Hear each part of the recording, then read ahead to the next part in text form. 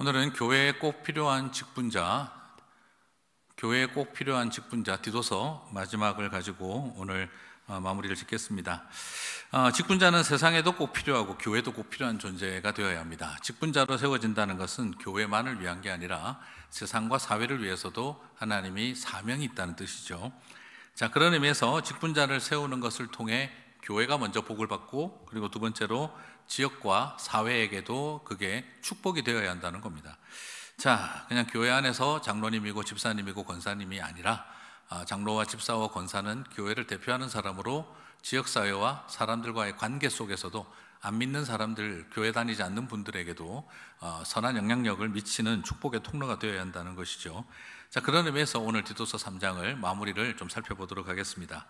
자, 먼저 직분자의 사회적 역할과 태도가 좀 살펴볼 수가 있는데, 그것은 통치자와 권세에 대한 직분자의 모습부터 먼저 나옵니다. 디도서 3장 1절을 보면 너는 그들로 하여금 통치자들과 권세 잡은 자들에게 복종하며 순종하며 모든 선한 일을 행하기를 준비하게 하며 라고 되어 있습니다. 자, 당시 기독교는 다른 왕을 섬긴다, 이게 예수님이 왕이다 하는 이 다른 왕을 섬긴다는 개념 때문에 유대인들이 아주 나쁜 프레임을 만들었어요. 저 기독교인들을 이것을 종교적인 개념으로 설명을 하지 않고 이것을 정치적 개념으로 프레임을 걸어서 기독교인들을 로마가 핍박하도록 만들었다는 겁니다. 다시 말씀드리면 같은 형제를 유대인들이 자기들 손에 피 안 묻히고 요셉을 마치 그 노예 상인에게 팔아치운 형님들처럼 유대인들이 기독교인들을 로마인들에게 팔아치운 거죠. 그래서 프레임을 만든 겁니다. 이것은 신앙적이고 종교적인 문제다가 아니고 이것은 정치적인 문제로 기독교인들은 반역자의 피가 흐른다, 이게 국가 내란 음모와 소요의 통로가 될 수 있다 하는 프레임을 걸고 끊임없이 이 기독교인들을 핍박하는 것이 국가에 대한 충성이고 가이사에 대한 충성으로 몰아갑니다. 예수님 십자가에서 죽으실 때랑 하나도 달라진 게 없어요. 예수님을 십자가에서 못 박아 죽일 때 제사장과 서기관들이 맨날 뭐라고 그랬습니까? 본디오 빌라도예요, 당신이 이 유대인의 왕이라고 하는 사람을 그냥 놔두면 가이사에게 충성스러운 신하가 아닙니다. 그렇게 겁박을 하죠. 아무리 봐도 빌라도도 봐도 이게 아니에요. 이게 이 사람이 말하는 나라의 개념과 로마가 생각하는 나라의 개념이 다르고 이 사람이 말하는 왕의 개념과 다르다는 것을 알고 있어요. 그도. 그런데도 불구하고 프레임을 거는 거죠. 자기들 손에 피 안 묻히고 죽이겠다는 거죠. 똑같은 방법을 교회를 향해서 유대인들이 프레임을 만들었고 로마는 이 일을 위해 칼잡이가 되어줬던 거죠.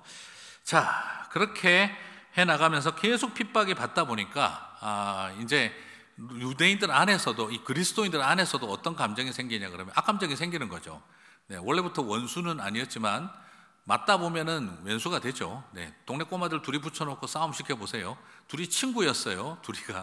친구 둘이도 싸움 시키면은 형님들이 야야야 너네 둘이 한번 싸워봐, 이기는 놈한테 사탕 줄게. 그래도 동네 형님들이 싸움 시키면 나중에 어떻게 되죠? 친구였던 둘이가 사탕 때문에 원수가 됩니다. 싸우다 보면은 한 대 맞으니까 기분 나쁘잖아요. 그럼 2대 때리고, 2대 맞으니까 4대 때리고. 친구도 싸우다 보면 원수가 돼요.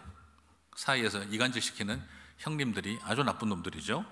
마찬가지입니다. 그렇게 되다 보니까 유대인들이 그 이간질에 로마가 놀아났고, 그리고 유대인들이 그 기독교인들을 향해서 로마인들이 때려대다 보니까, 맞다 보니까 기독교인들도 내 사랑하는 부모, 형제가 죽었어요. 내 사랑하는 믿음의 형제 자매가 죽었어요. 그러니까 가슴 속에 로마를 향한 분노와 악감정이 생기는 건 당연한 이야기겠죠. 자, 그러다 보니까 이런 일이 생기다 보니까 바울이 이제 이런 문제를 극복해야겠다는 생각을 한 거죠. 첫 번째는 사람들로 하여금 기독교인들이 다른 왕을 섬기고 있다고 해서 이 사회의 암적 존재, 국가 내란 음모자가 아니라 우리는 충분히 이 통치자와 다스리는 자들에게 사회적 순기능을 하는 존재라는 것을 인식시켜 줄 필요가 있었던 거예요. 그래서 여러분은 아시는 것처럼 누가복음과 사도행전을 왜 썼습니까? 데오빌로 각하여 하면서 편지를 보내지 않습니까? 복음서가 쓰여진 중요한, 누가복음과 사도행전이 쓰여진 중요한 이유는 로마의 권력가들과 정치가들이 기독교에 대한 오해를 좀 풀 수 있게 하려고 데오빌로 각하여 하며 누가복음과 사도행전도 기록이 되었다는 걸 기억하실 필요가 있어요. 그래서 개신교의 초기 지도자들은 이 로마의 지도자들에게 불필요한 모함과 유대인들의 프레임 때문에 순교당하고 죽는 일을 좀 막기 위해서 교회는 이 세상과 사회 속에 순기능을 하는 존재입니다. 기독교의 사회적 순기능을 설명하기 위해서 노력을 최선을 다했던 거죠. 그러면서 동시에 같은 기독교인들에게 아무리 우리가 핍박당하고 악감정이 생기는 거 충분히 공감하지만, 그렇지만 우리가 공손함과 정중함을 잃어버려서는 안 된다. 그들에게 복종하고 순종하자. 그래서 건강한 기독교인은 건강한 시민이다. 이 두 가지를 계속해서 강조하고 싶었던 겁니다. 자, 그리고 이것은 직분자와 통치자에게 뿐만 아니라 모든 일반 백성들에게도 이어지죠. 디도서 3장 2절을 보게 되면, 디도서 3장 2절을 보게 되면 아무도 비방하지 말며 다투지 말며 관용하며 범사의 온유함을 모든 사람에게 나타낼 것을 기억하게 하라고 하고 있어요. 자, 높은 사람에게만 선한 태도를 보일 것이 아니라 모든 사람에게, 사회적 신분이 낮고 천하고 혹은 혐오스러운 사람들, 로마의 다양한 종류들이 있으니까 그 모든 사람에게 어떻게 하라고요? 비방하지 말고 다투지 말고 관용하고 범사의 온유함을 모든 사람에게 나타내어라. 자, 여기에서 범사의 온유함을 모든 사람에게 나타내어라 라고 하는 이 말, 이 표현은, 관용과 온유라는 표현은 우리가 일반적으로 알고 있는 예의 바름, 정중함, 공손함, 호의를 베품, 관용적인 이 모든 것을 다 아우른 말이다 생각하시면 돼요. 모든 사람에게 그리스도인들은 예의를 다하고 정중하고 공손하고 예의 바르게 호의와 관용을 베풀어라는 겁니다. 자, 그러면서 하는 말이 그거예요. 비방하지 말고 다투지 말고.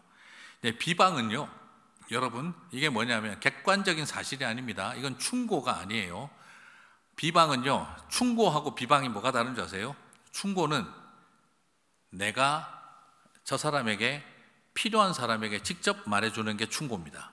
충고. 누군가가 저한테 와서 병주야, 난 너한테 이런 이야기 좀 해주고 싶은데 너 힘든 건 알지만 이런 거는 좀 고치는 게 어떻겠니? 라고 이야기를 해준다면 그건 비방이 아니고 충고입니다. 그런데 비방은 어떻게 하냐 그러면 저한테 말은 안 해주고 온 동네 사람한테 병주는 저래서 안 되는데 저거 고쳐야 돼, 저거 안 고치면 쟤는 안 돼 하고 돌아다니기 시작하면 어떻게 되죠? 그건 충고가 아니라 비방이 되는 겁니다. 많은 그리스도인들이 충고를 하는 게 아니라 비방을 하는 거죠. 이 비방은 또 그렇다고 해서 그래도 이 비판도 필요하지 않냐, 비판은 달게 들어야 되는 거 아닌가 라고 생각할 수 있는데, 비방은 이게 이성적인 것이 아니라 약간의 그 사실에 기초할 수도 있지만 사실에 기초하지 않은, 지난번에 모함 같은 것도 있고, 그러나 그거보다 더 중요한 것은 내 감정이 들어가는 말들을 말합니다.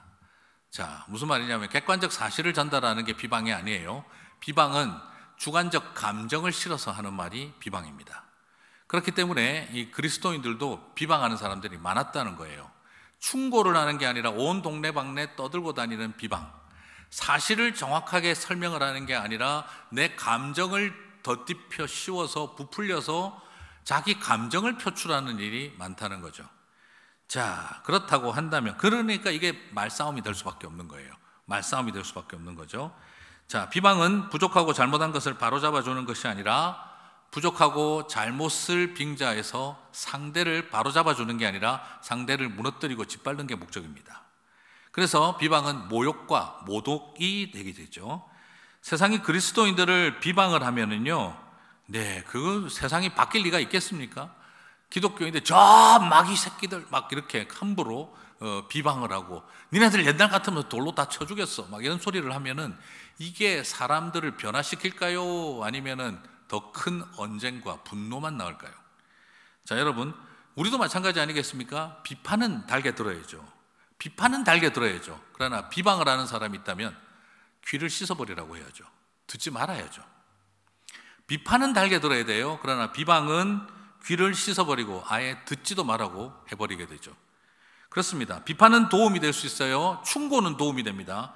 그러나 비방은 아무런 도움이 되지 않습니다. 충고는 나를 고쳐 일어나게 하지만 비방은 나를 짓밟아 무너뜨리는 것이 목적이기 때문이죠. 비방을 하면서 모독을 하는데 그게 나를 위해서 하는 말이다 하는 사람들이 있죠. 그걸 보고 가스라이팅이라고 합니다. 가스라이팅. 예, 그런 사람은 오늘도 뭐라고 하고 있습니까? 멀리 하십시오 라고 말하고 있습니다. 여러분, 충고하는 사람은 가까이 해도 되지만요, 비방하고 다니는 사람은 멀리 하라고 되어 있습니다. 그래서 언쟁을 만들어내는 사람들, 비방과 모독과 언쟁을 정의와 충고라고 생각하는 사람들하고는 멀리하고 피해야 됩니다. 비판은 달게 들어야 합니다. 그러나 비방은 귀를 씻어버려야 됩니다.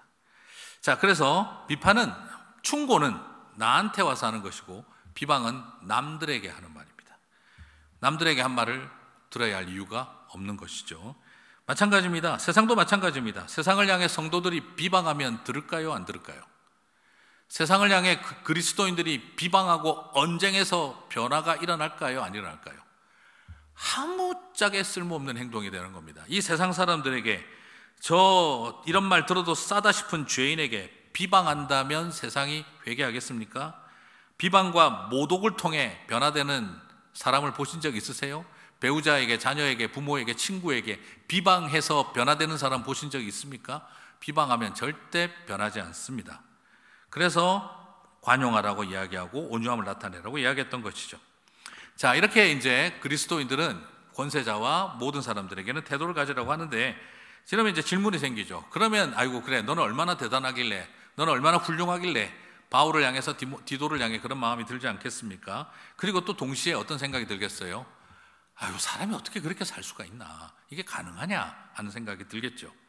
솔직히 그 그레데인들 입장에서 얼마나 열받았겠어요. 그레데인들은 뭐 게으르고 배만 생각하고, 야, 그 말을 들으면서 디도서를 처음에 듣던 사람들 뚜껑 확 열리지 않았겠습니까?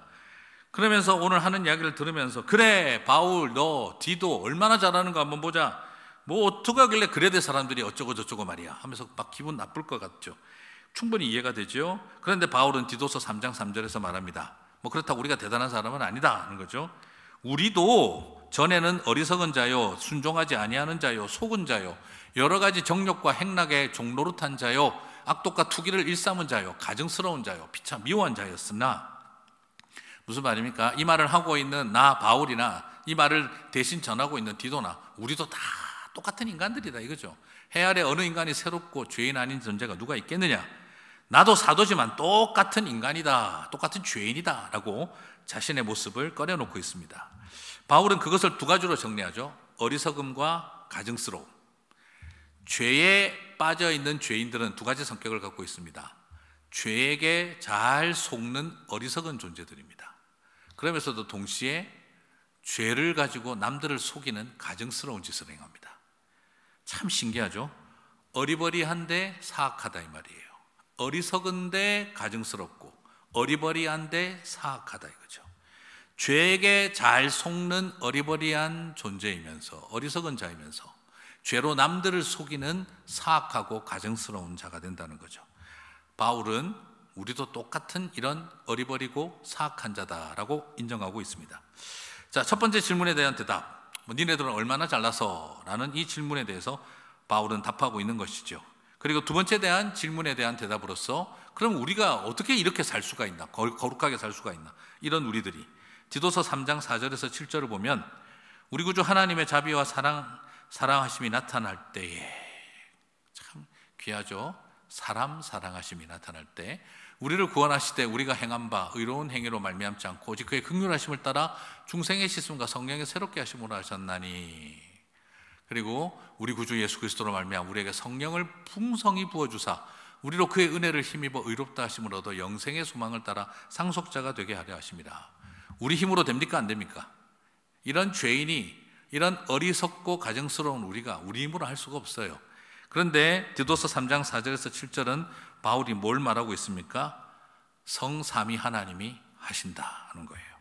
여러분, 오늘 4절부터 7절을 보게 되면요, 우리 구주 하나님, 구주 예수 그리스도, 그리고 성령, 여러분 성삼위 하나님이 총출동하셔서 어리석고 가증스러운, 어리버리하고 사악한 우리를 중생의 씻음으로 깨끗게 하고 성령으로 충만케 하셔서 우리를 상속자가 되게 하셨다라고 말하고 있습니다.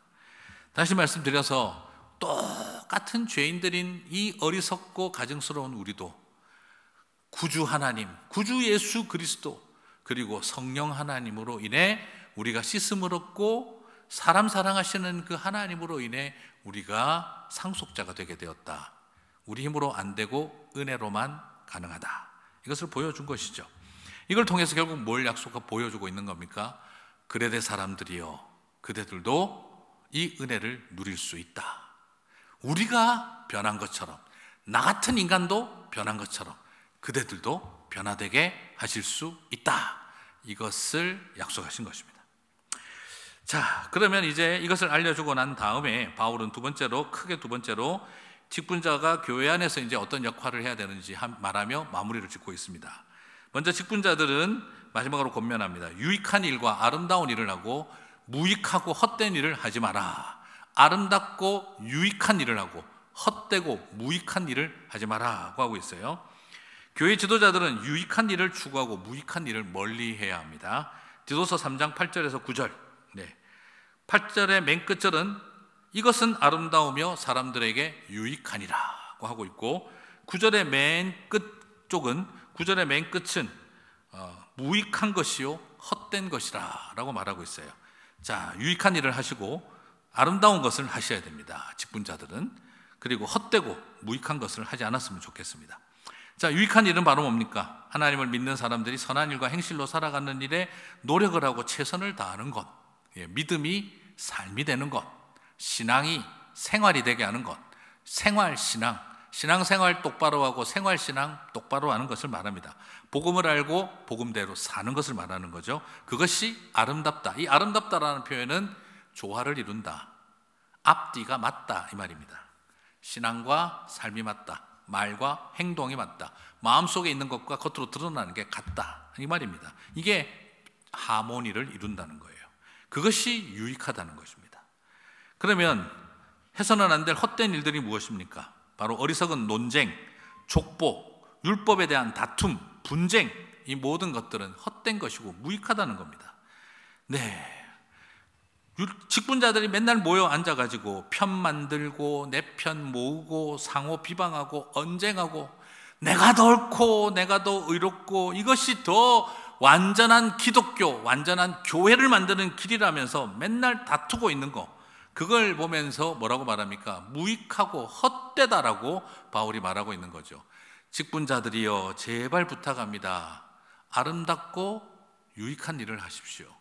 앉아서 분파주의자들이 되고 편 만들고 내 편 모으고 누가 맞는지 서로 상호 비방하고 언쟁하고 내가 더 옳다, 내가 더 의롭다, 이거야말로 진짜 기독교의 본질이다 막 이러고 함부로 하는 이런 언행들을 삼가하라는 거예요. 가장 순결하고 가장 올바른 길을 걸어갈 것처럼 하는 행동을 뭐라고 말하고 있는 겁니까? 헛되고 무익하다라고 하는 겁니다.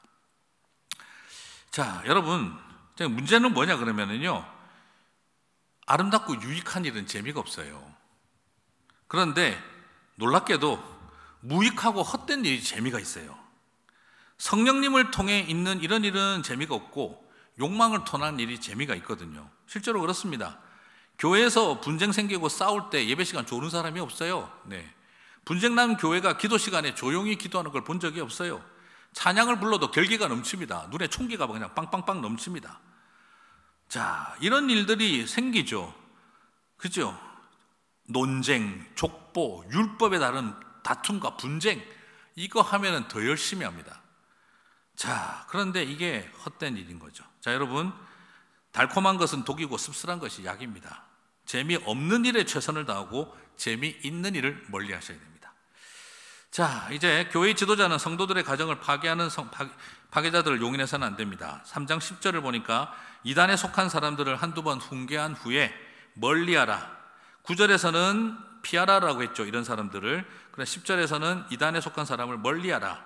여기서 이단이라는 말을 좀 어원을 할 필요가 있는데, 이단이라는 말은 원래 좋은 뜻이에요. 학파, 종파라는 뜻입니다. 그렇죠. 우리 나름대로 다 장로교가 있고 감리교가 있고 학파와 종파가 있죠. 그건 나쁜 것이 아니에요. 유니크한 공동체의 철학과 가치를 가지고 그것을 옳다고 여기고 가치 있게 여기는 사람들이 모이는 거, 그게 뭐가 나쁘겠습니까? 하지만 시간이 지나면서 이것이 변질되기 시작을 해요. 우리만 옳다, 나만 옳다, 우리만 옳다, 우리 선생님만 맞다. 분파주의자와 종파주의자가 됩니다. 이 분파주의와 종파주의의 단계를 넘어서고 나면 그 다음 나오는 게 뭐냐면 이단이 되는 겁니다. 시작은 다 좋았어요. 분명히 학파가 있고 종파가 있는 건 나쁘지 않습니다. 그런데 우리만 옳다, 남들은 다 틀렸다, 우리만 구원받는다. 그러니까 나중에 그런 거 나오죠. 킹 제임스 버전을 나는 더 좋아. 뭐 누가 뭐라고 하겠습니까? 그런데 킹 제임스 버전만 봐야, 흠정력만 봐야 구원이 있다. NIV를 보면 지옥 간다. 개역개정, 표준 세번역 이런 거 보면 지옥 간다. 구원이 없다. 이러면은 이제 종파주의와 이단으로 가는 겁니다. 뭐든지 하나가 나에게 소중하고 가치 있는 일은 좋지만 남들과 더불어 살아가는 것을 고민하지 않는 신앙.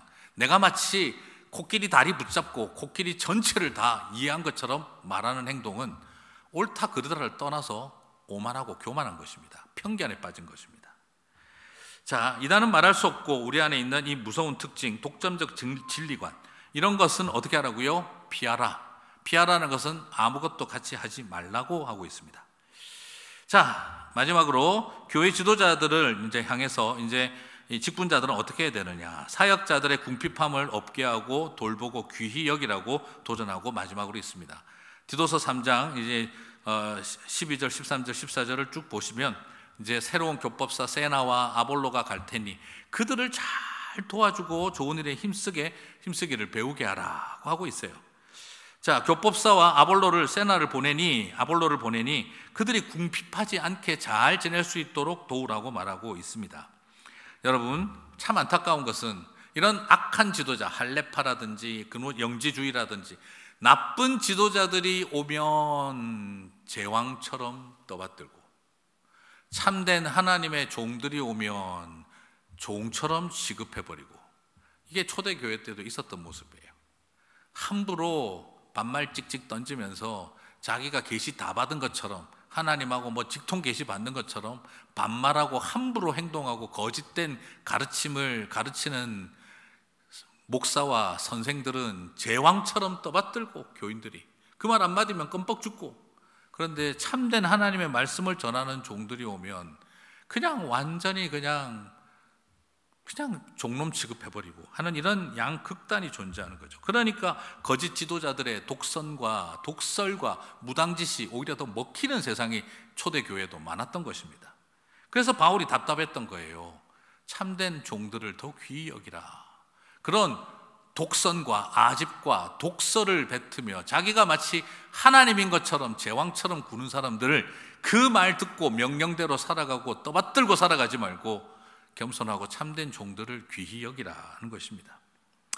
목회자가 제왕적 노릇을 하고 교인들은 종처럼 목사를 떠받드는 교회가 있고, 또 반대로 목사는 종처럼 낮아져서 섬기는데 교인들이 진짜 종놈 취급하는 그런 교회도 있고, 또 목사는 정말 종처럼 낮아져서 섬기고 교인들은 그런 목사를 귀히 여기고 존중하는 교회가 있겠죠. 여러분, 어떤 종류의 신앙생활을 하고 싶으십니까? 오늘 목회자들은 바른 교훈을 가르치기 위해서 온 힘을 다하고, 성도들은 그런 목회자들을 귀히 여길 때 그 교회가 아름답다고 믿습니다. 든든한 교회로 가는 길 쉽지 않습니다. 여러분, 이 길에 여러분 최선을 다하시고 의미 있게 쓰임받는 저와 여러분 되시기를 바랍니다. 디도서 공부하느라 수고 많으셨습니다. 마지막 빌레몬서 다음번에 살펴보고 마치도록 하겠습니다. 수고하셨습니다.